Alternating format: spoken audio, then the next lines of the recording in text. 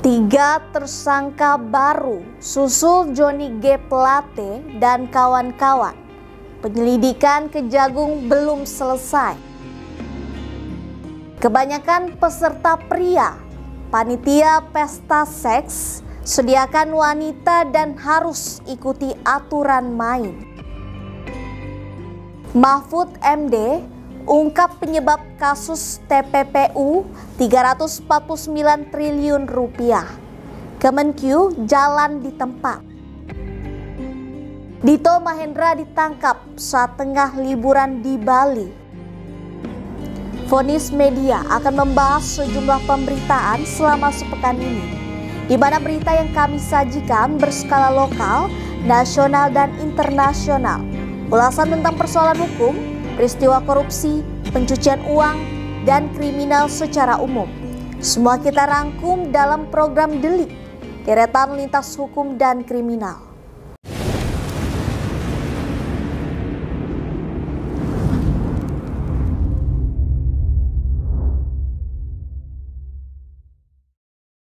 Kejaksaan Agung menetapkan 3 tersangka baru kasus korupsi proyek pembangunan Bus Transceiver Station BTS 4G di Kementerian Komunikasi dan Informatika.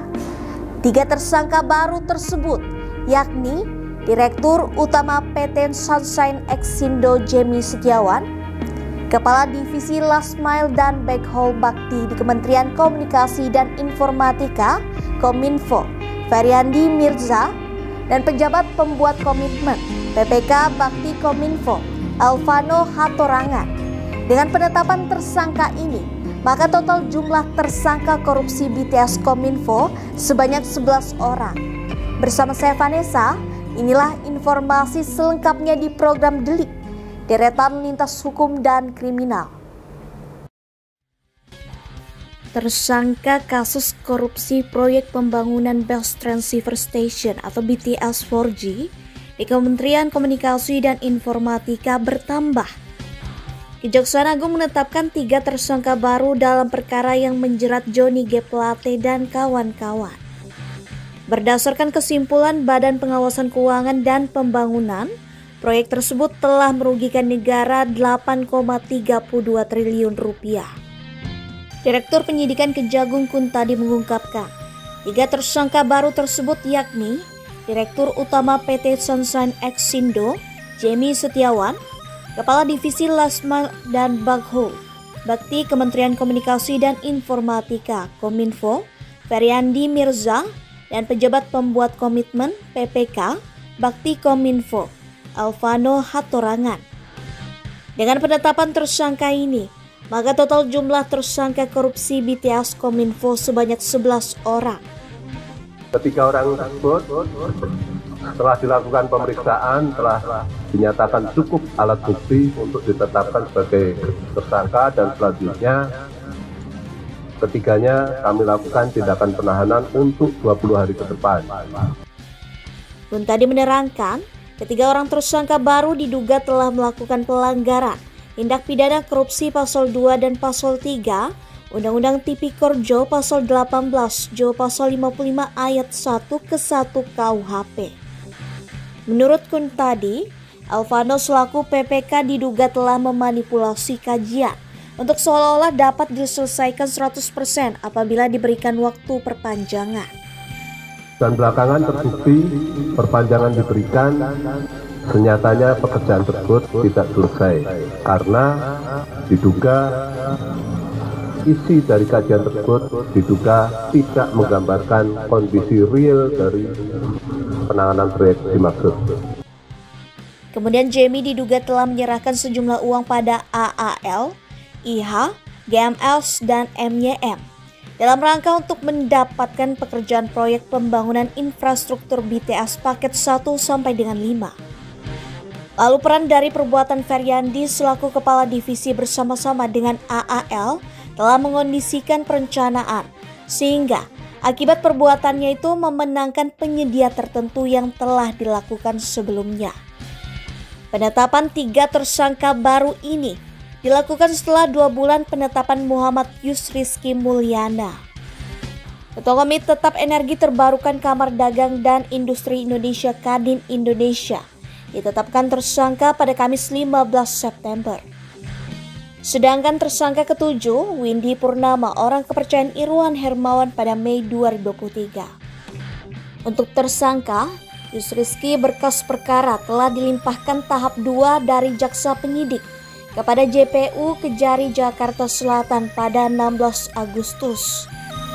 Sedangkan tersangka Windy Purnama telah tahap 2 dan tinggal menunggu pelimpahan ke Pengadilan Tipikor Jakarta Pusat untuk disidangkan.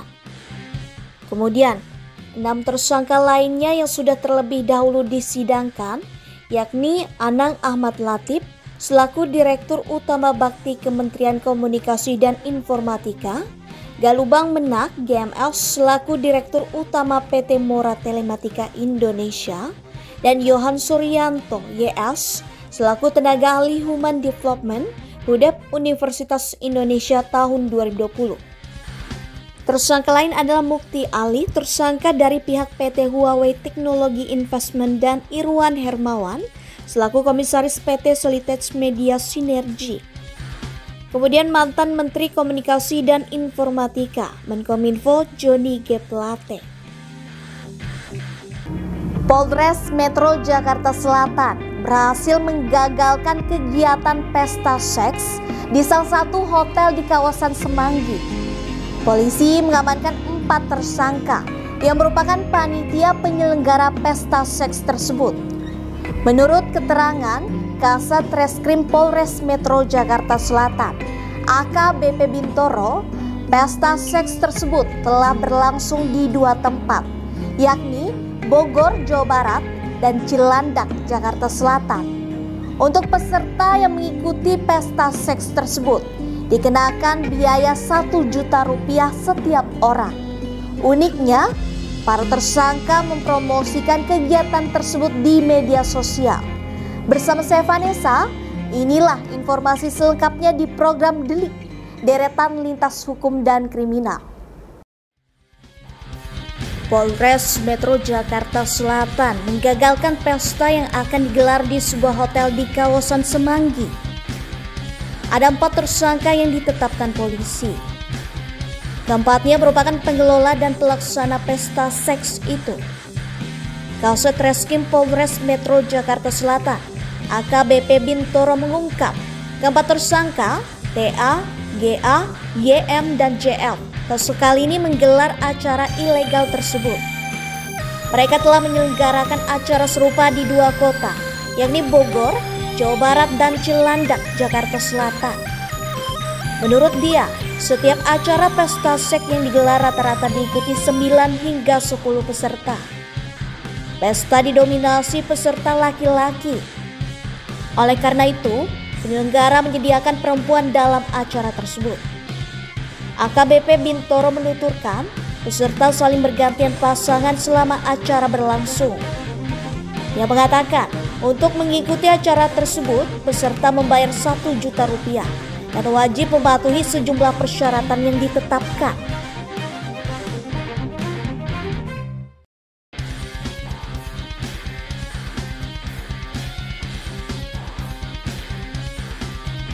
Keempat tersangka memiliki tugas berbeda. TA selaku inisiator, GA dan YM selaku suami istri bertugas memposting acara tersebut di media sosial, serta JF memasarkan secara langsung. Bintoro menyebut para tersangka memakai akun @lollipops untuk memasarkan gambar-gambar pornografi hasil editan.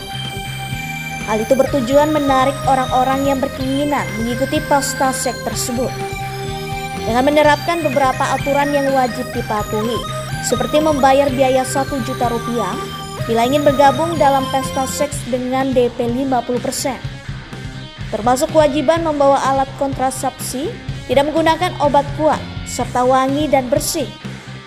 Keempat tersangka dijerat dengan pasal 27 ayat 1, junto pasal 45 ayat 1 Undang-Undang ITE nomor 19 tahun 2016 dan pasal 29 junto pasal 4 ayat 1 dan pasal 30 junto pasal 4 ayat 2. Undang-Undang Nomor 44 Tahun 2008 tentang pornografi dan atau pasal 296 KUHP dan atau pasal 506 KUHP dengan ancaman 12 tahun penjara.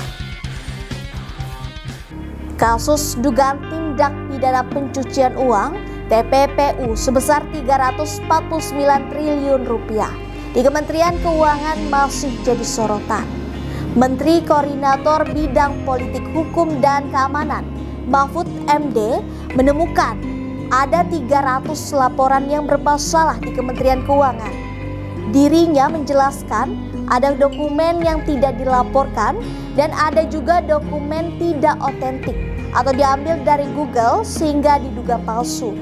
Bersama saya Vanessa, inilah informasi selengkapnya di program Delik, Deretan Lintas Hukum dan Kriminal.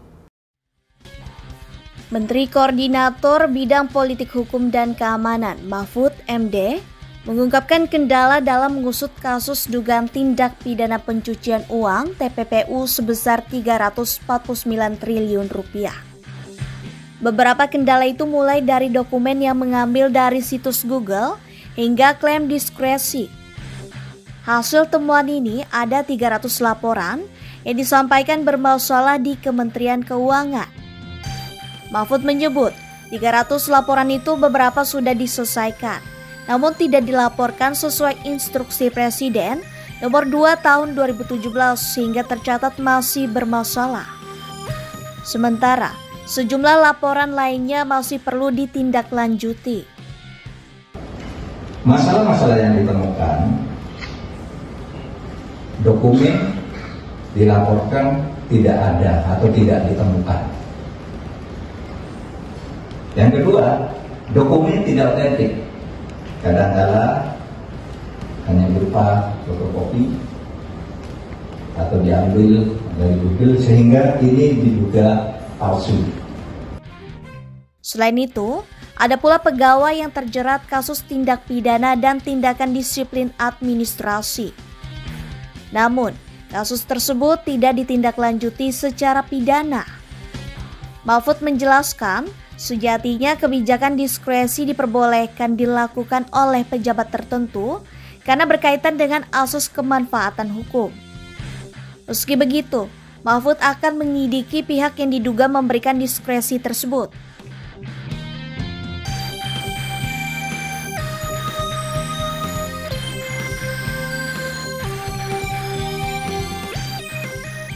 Mahfud sebelumnya sempat mengungkapkan kasus dugaan transaksi janggal senilai 349 triliun rupiah yang terindikasi dugaan TPPU di Kemenkyu. Dalam rapat dengar pendapat umum dengan Komisi 3 DPR RI pada Rabu 29 Maret lalu, Mahfud menyebut ada 491 aparatur sipil negara atau ASN Kemenkyu yang terlibat dalam dugaan TPPU senilai 349 triliun rupiah. Menurutnya, 491 entitas ASN Kemenkyu itu terdiri dari 3 kelompok laporan hasil analisis. Dito Mahendra resmi menjadi tahanan Bareskrim Polri terkait kasus kepemilikan senjata api ilegal. Dito Mahendra ditangkap saat liburan di sebuah villa di kawasan Canggu, Badung, Bali. Dalam penangkapannya, tim Polri mengamankan senjata api. Bersama saya Vanessa, inilah informasi selengkapnya di program Delik, Deretan Lintas Hukum dan Kriminal. Tersangka kasus kepemilikan senjata api ilegal, Dito Mahendra resmi menjadi tahanan Bareskrim Polri. Dito Mahendra ditangkap setelah 4 bulan berstatus sebagai buronan. Ia masuk daftar pencarian orang pada 2 Mei 2023. Dito Mahendra tiba di Mabes Polri pukul 15.48 waktu Indonesia Barat dengan mengenakan baju lengan panjang dilapisi kemeja tahanan orange dengan dikawal ketat anggota Polri.